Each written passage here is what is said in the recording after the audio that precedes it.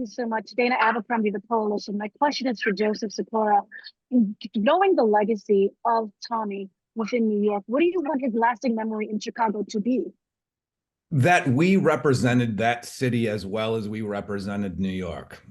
Just to put it out there that I did not produce the first season of Power Book 4 Force, but I did was a producer in the second and third season. And I think that as the series continued and continued, that the Herculean task of diversifying within a world laid on the shoulders of Gary Lennon.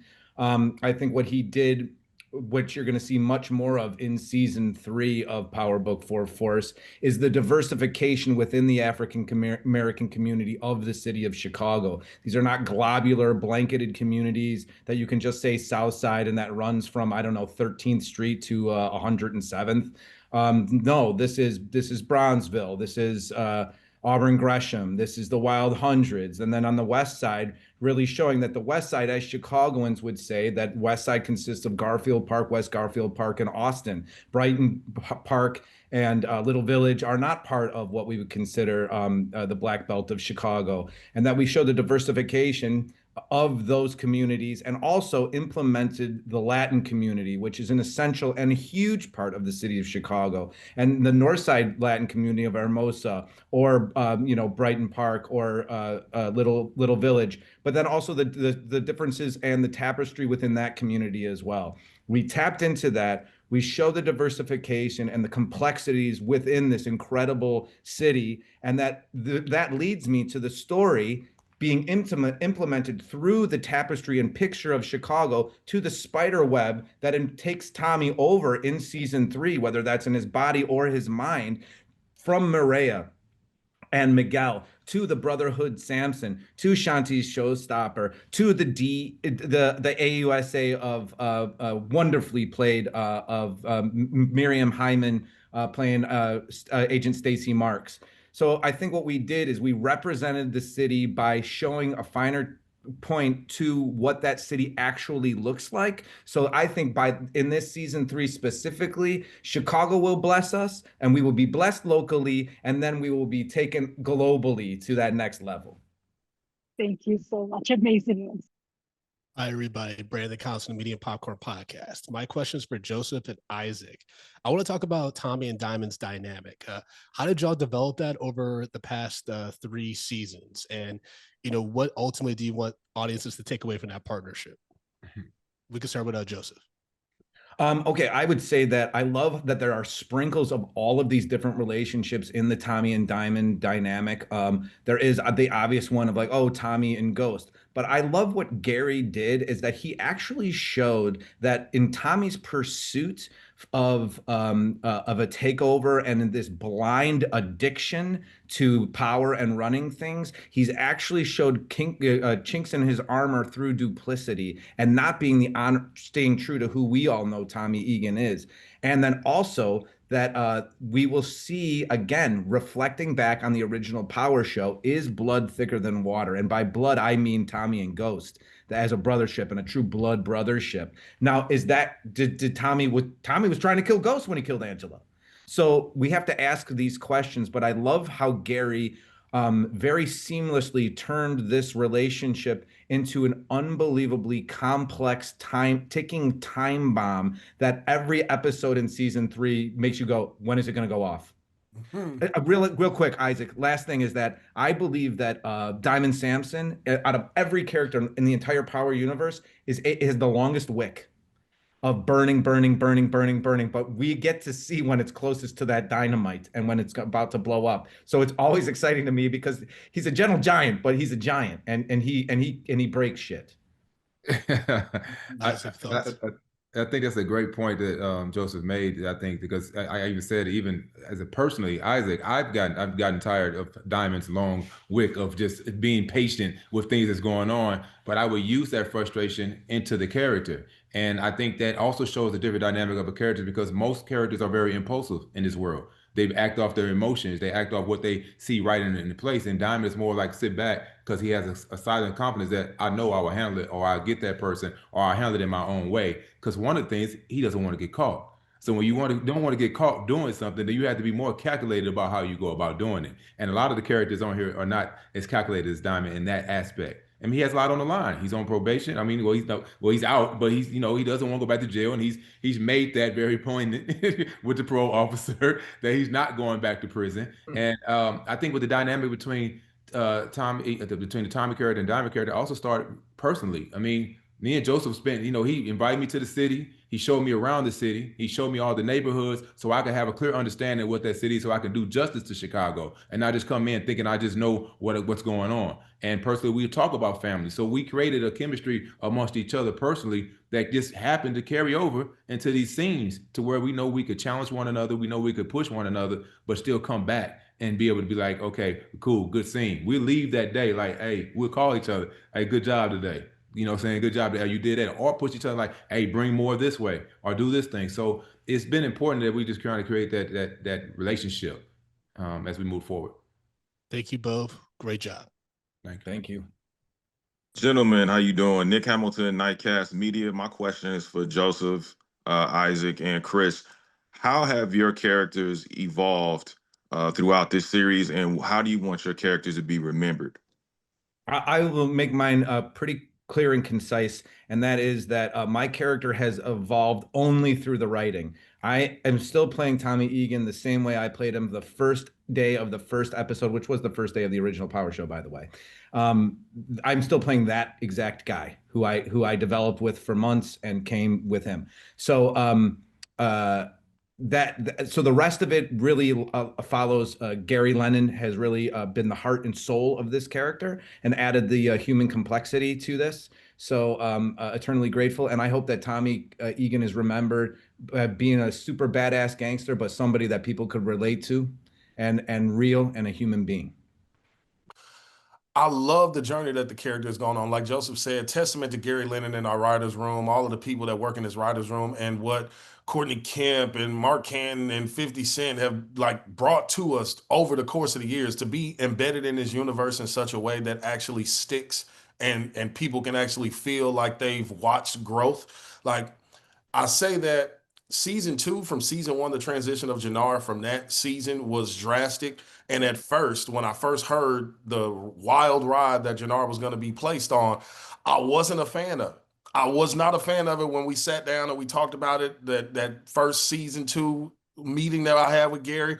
I was like, whoa, because like I said, in acting, sometimes you can lose sight of yourself and worry about vanity. And I always say that the moment that you're worried about what you look like on camera is the moment you were giving your performance a half-ass job, no matter what you're doing, because you're too worried about what you look like. You're worried about being pretty. They were like, Kris, you can't get haircuts. And I'm a guy who going bald. So imagine me with no haircut for 8 months and I'm already going bald. But it's like, no, Kris, get over yourself. You are not Kris. You are Jennard for the next 7 to 8 months. So Jennard can't get his haircut because Jennard is struggling. And I just looked at that as, instead of feeling slighted by that fact that Jennard is going to go down this dark path of addiction, I looked at it like a blessing that Gary Lennon and all of these people trusted me to do this, to say like, hey, Kris, it won't look silly. You won't look silly because we trust you. We trust that you can deliver this performance. And that's why we're giving this type of a role to you. So to me, I stopped looking at it like a slight and looked at it like that. And I hope that fans remember Jennard with being misunderstood more so than hated. Just realizing, like I said before, that honestly, Jennard just needed a hug and to hear his brother say, I'm proud of you. A lot of this shit could have been alleviated had he just gave me a hug. You know, when I picked him up from jail, if he'd just said, you know what, bro, I'm proud of you, and just gave me a hug, it wouldn't have made for a great of a show as we have now, but it could have stopped a lot of this crazy stuff that's going on. For sure. It's one big therapy session. And that's what's great, because that's what we, as fans, and even as we play these characters, that's what we gravitate to. We gravitate to real life situations. And when people can relate to the guy being a barber, but at the same time has an ulterior motive and ego and lifestyle going over here, love, and have a relationship, wanting love, but then you don't want to hurt the person, or you don't want to bring them so far in, so you're trying to push them back. So you set up boundaries and barriers for this person, but then also not communicating, not being transparent, and how that leads to further line, down the line, to be having a relationship being faltered because it's distrust. And then just knowing that your days are numbered. Everybody's days are numbered on it. So it's like they're living for the day, not tomorrow. And so it's an amazing feat to be able to put those thoughts onto paper and to be able to say, you know what, we're still going to take it to another level.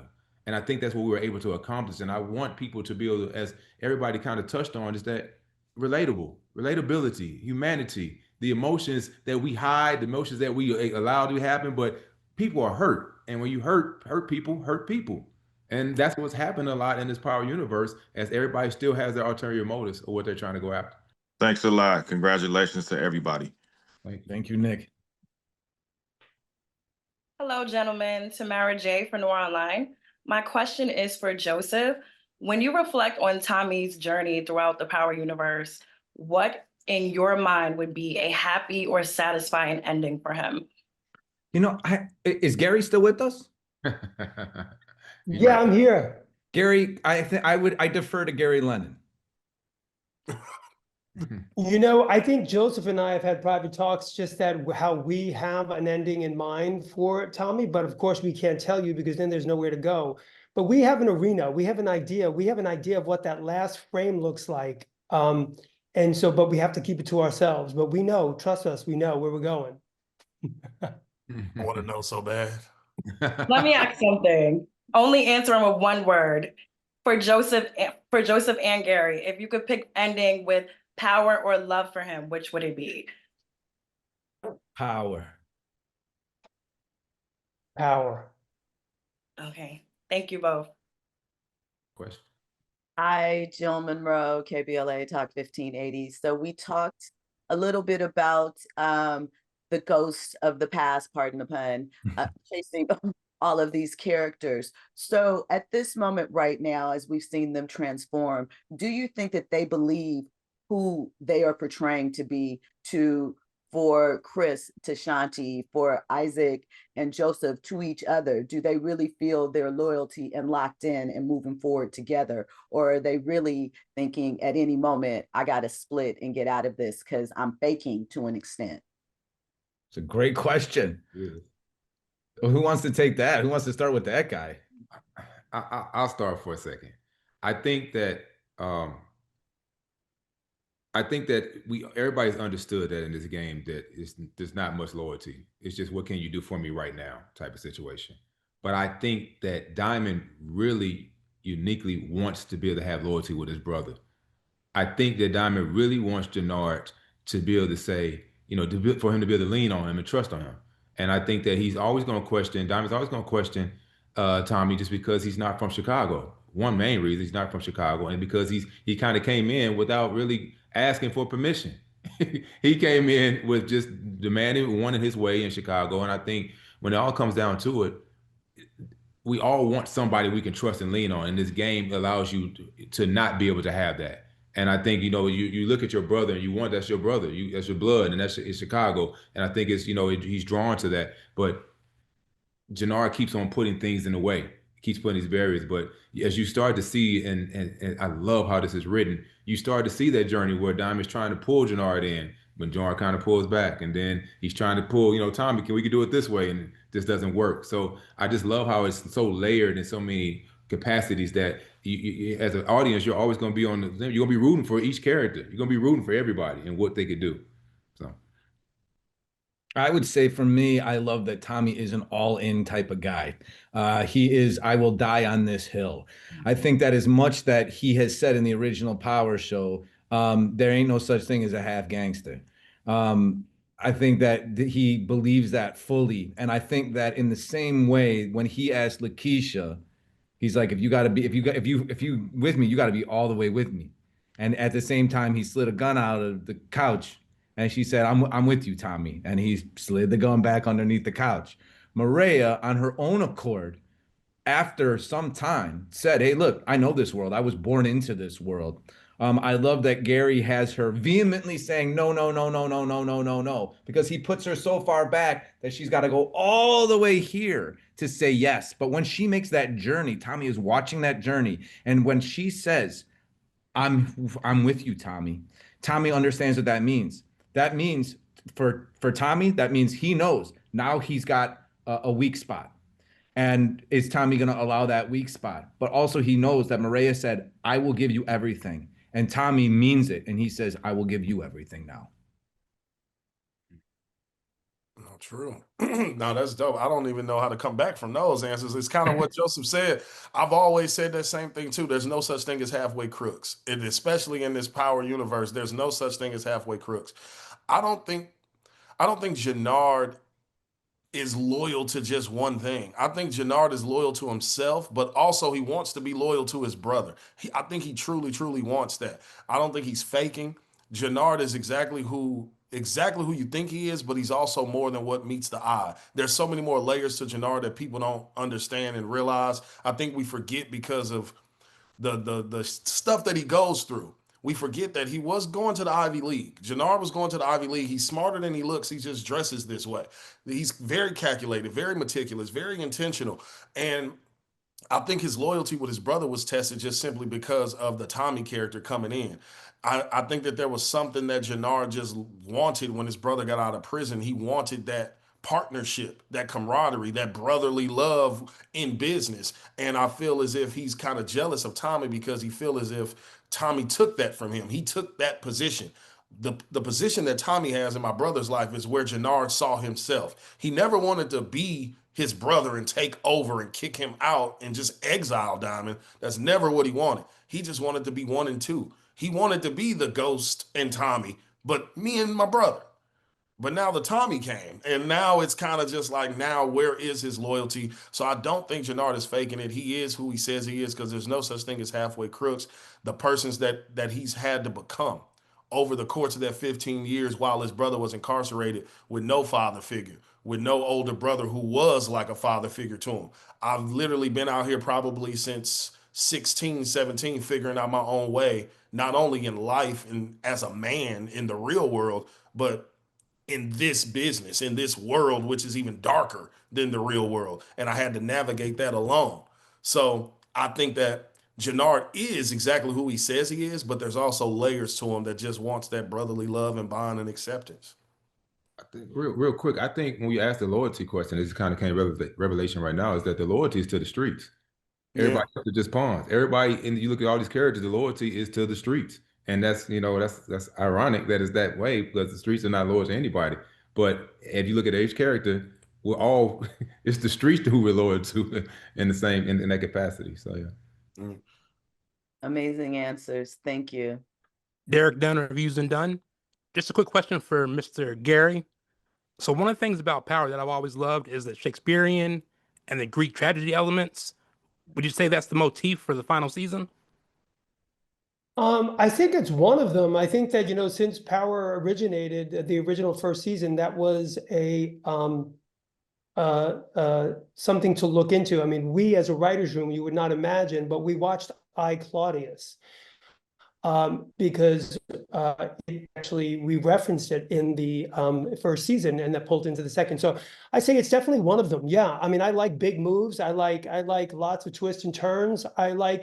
For me, one of the biggest threads pulling forward this season, and sort of thematically writing to each character, is we were questioning in the writing room the idea that power is a drug. And what is Tommy Egan, what is Jennard Sampson, what is Diamond Sampson willing to do to get it? What are they going to do when they lose it? And what are they going to do to get it back? And that was a question that we asked each of those characters. And the answer to that question was different for every single man. And that's what creates drama. And that was what was fun to do. So I would say that was my driving force this season. Thank you. Hello, my name is Penny, and my question is also for Gary, and you touched upon what I was going to ask in some way. So Gary, I wanted you to answer this question by giving each of the characters one word. If you can complete the statement, the power of what, how do you end that statement? For each of these three guys? So for Joseph, for Isaac, and for Kris. The power of the streets. Jennard. I mean, for Diamond, I would say, the power of family, because I do think he wants his brother back. I think that's real for him. And for Jennard, the power of the hustle. That motherfucker's moving left and right, every which way but down. Like he's just hustling everybody. Yeah, hustle. Yeah. And do you agree with those characterizations? Oh, I agree with them because I think that, as Isaac said, everybody has a loyalty to the streets, but Tommy's loyalty is very obvious to the streets. See, he unfortunately, I mean, Tommy got, but the streets saved Tommy. And when Tommy got, he got out too, because the other half of Tommy, named Jamie St. Patrick, it got him out. But so Tommy's loyalty to the streets, we've been able to watch in real time. So I would agree with that wholeheartedly. I also say this, that I loved the first season of the Power Show, kind of putting flesh on the bones, but it truly wasn't until the second season and Gary Lennon joined the writing team and eventually became co-showrunner that the true heart and soul of this character came out, because there is no way that I am any more Tommy Egan than Gary Lennon is. Thank you so much. Oh, sorry. Oh yeah, guys, do you agree with that? You agree with Gary's statement, Kris, Isaac? Definitely. Yeah. No, I definitely do. The power of the hustle, because Jennard's all over the place. He's definitely all over the place, but he has to be and I think that goes back to like how in depth Gary was with the backstories. Like he didn't just create a character and didn't give him a backbone or a backstory or a why. And I think the reason Jennard hustles like that is because, like I said, he's multifaceted. He's more than what meets the eye. So the fact that he is able to go have those connections over here and over here and over here, whether or not they're being turmoil or not, is erroneous, but he has them. And I remember I told Gary that I still want to do it one day, maybe. I wish Jennard had a little element of Ghost where he could just like speak a little Spanish when I went to go talk to Miguel and them. I just wish, like, I don't want to be like, don't make me bilingual, because James was he was ridiculous. What James did with the Spanish was amazing. I could just get a little bit in there. What about Japanese, man? Like expand. What about Chinese? What about like, hey, listen, the guy was Ivy League, man. He's thinking overseas money. You're right. Yeah, I totally agree as well. I think Diamond, that's his antagonist. His antagonist is the love and the morality and that he wants to be able to have, but he's doing street activity. So his loyalty to the streets is through his actions, but that's not necessarily what he wants to necessarily do. You know, it's just that it's family, and that's the one that's going to bring you down. And it starts to show that as we continue to move into the season. Yeah, I just want to add that if you liked in episode 205 of season 2, the story between the brothers of Jennard and Diamond, to me, that tells you everything you need to know about these two men, what they went through, and how they are to each other, regardless of all the sort of gangster shit. At the heart of it, they're those brothers, and that you don't forget. Thank you so much. Well. Najir Chambers, the Culture Collective. My question is for Gary and maybe anybody else that want to chime in here. So I think we're all aging and maturing. And I think with this, we kind of despise certain activity. I want to talk a little bit about the collaboration process with the writers and directors in really displaying the true and authentic YN activity that is happening this season with Nutty, D-Mac, Marshall, and Smiley. Like, who was in charge and getting the YN stuff right? And because this is the final season, and there's been so much emphasis on the writing, I will, if we can take the time also to just name drop the people, name drop the writers and directors from this season. Yeah, listen, I mean, the writers of the season are incredible, and the directors were incredible as well. And the actors, just like saying it, like, you know, working with this group of actors, and I think Joseph mentioned Miriam earlier. She's a stellar actress. That woman in this season does some incredible work, and is just seeing the bit of what she can do. So getting everything right is we talk to our actors. Listen, I talk to Joseph and I ask him, what do you want to do? What excites you? Do you like this? Do you not like this? Do you not want to do this? Do you like this? He's like, you know what? I don't really like this. What about this? You know, what if we add to that? Like, it's a collaboration. TV is a collaborative sport. So, in getting all the YN stuff that you're talking about right, is we talk to our people. And Chris Lofton is like what's the coach? To the YNs. Yeah, so yes, he's just the coach. I like Lucian and Ahmad going to him. Listen, and they have Isaac, and Isaac is like a gentle giant. As a human being, Isaac is enormously generous. These men, Joseph as well, are looking out for the younger people that are in the show to make sure that they get theirs. And when they get an opportunity to get theirs, that they're going to kill it. For example, when we do table reads, like they're getting the script for the first time, Joseph gets them early, but everybody else is we do the read.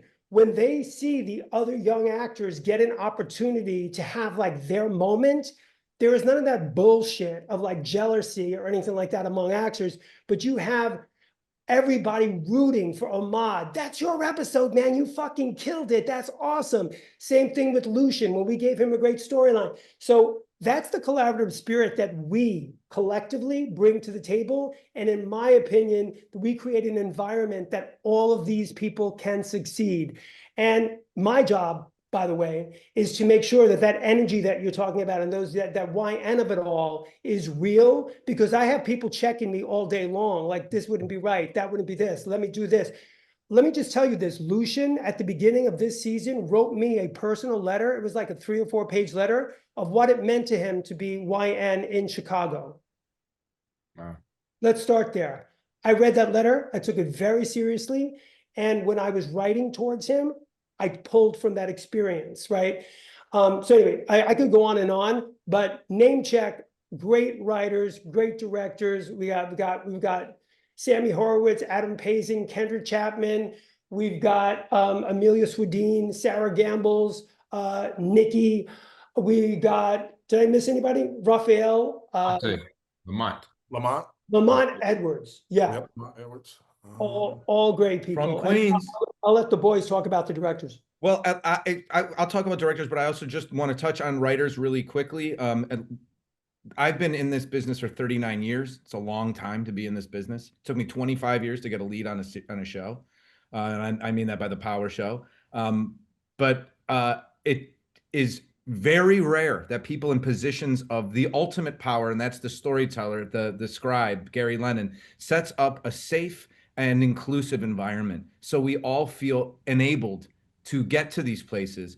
If Gary didn't do that, then I would be like, no, man, I've been doing this for this long, and I'm this, and we wouldn't have this show without me. And I'm not. I'm like, hey, man, what do we do together?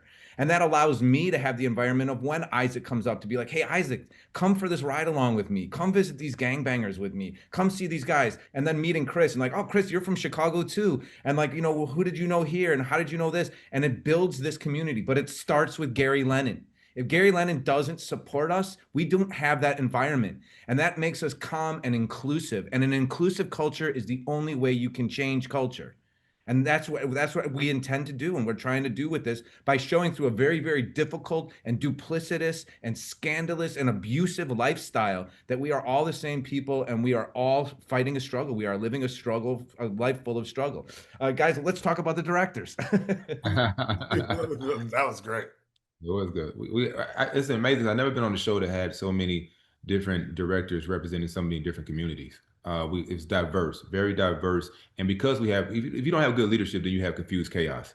We have great leadership. So anybody that comes onto our show, they don't have to try to figure out what kind of show it is. It's already present right there. It's very prevalent, the kind of show that we have and the type of energy and the community that we have there. So they have to come on board into that, which is a great, ship to come on board too. So having these different directors, it brings so much out of the actors, because we have to learn how Robert Townsend directs. We have to learn how Anthony Hemingway directs, and we have to learn. And we're like, okay, well, that's a different way of how we approached it or how we did it last episode, but it works, and trusting it. And because we have this type of community, it's not hard to trust. Unlike the show, unlike the characters, it's not hard to trust on set and trust our community and our family that we work with, our cast and crew. Yeah, no, definitely. I kind of feel the same way. I love the fact, because coming off of a show, I was on Ballers previous to this, and I wasn't a series regular, so it didn't hold as much weight or responsibility that this role holds. Like Joseph said, me and him kind of are one and the same, like a man after my own heart in this realm. Like, I've been doing this for so long. I'm 27 years in, and it took me 24 of them, 23 of them to get on a show like Power. So this means so much to me. So it's nothing that I take lightly.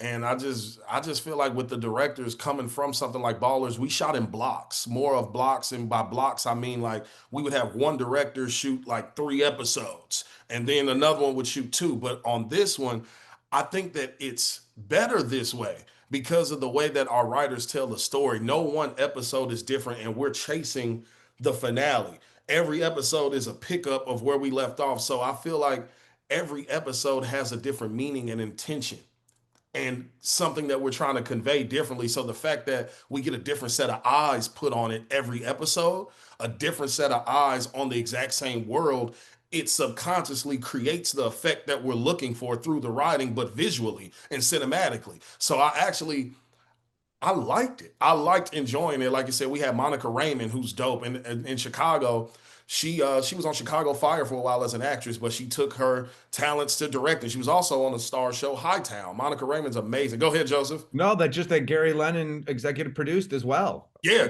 Hightown. Exactly. Gary Lennon executive produced, and Monica Raymond was a part of that. So just seeing the different nuances and subtleties of all these directors, like you said, the Robert Townsends, the Anthony Hemingways, Kieran Hawks, who I love. Everybody, bro. We had so many great directors, everybody, and they all just brought it, and we tried to do our best to figure out how to make it their episode and not about us. Gary supported them, and it also allowed a platform that if there was a director, and there were some for me, where I was like, Gary, this person is driving me insane. I can't feel this at all. Then he would be like, all right, well, let me talk to them. Let me get there, and we'll figure this thing out too. But again, Gary allowed that relationship with the actors to feel safe enough to come to me if you got a problem. Don't hash it out on set. Come to me and we'll figure it out. We'll negotiate to a place of harmony. And we did every time. Really, really appreciate the answer, everybody. And thank y'all for 3 amazing seasons and what a ride it's been.